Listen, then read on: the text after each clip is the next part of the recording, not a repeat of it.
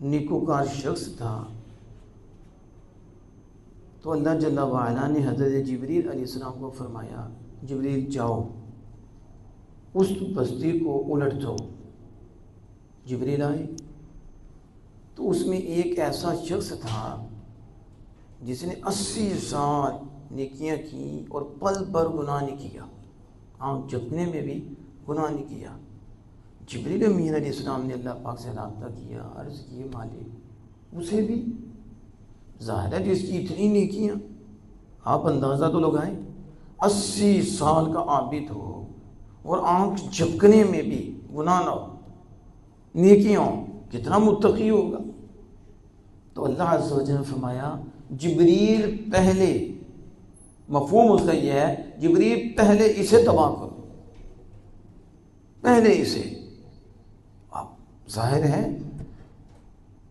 مالک ایسے حکم تو نہیں دیتا نا، سوچ بھی نہیں سکتے۔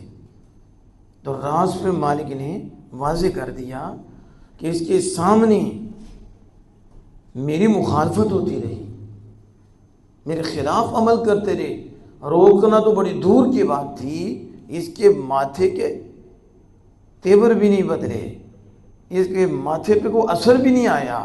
ہمیں ایسی عبادت نہیں چاہیے کہ اس کے سامنے لوگ برباد ہو رہے ہوں اور یہ اپنے آپ کو سنوار رہا ہو، پہلے اس کو الٹاؤ۔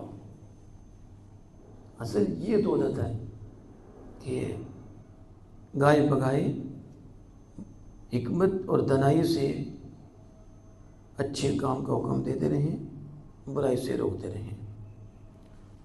لیکن یہ بات آ گئی تھی بیچ میں، کیونکہ یہ انڈیپینڈنٹ دن ہے، یہ منا رہے ہیں۔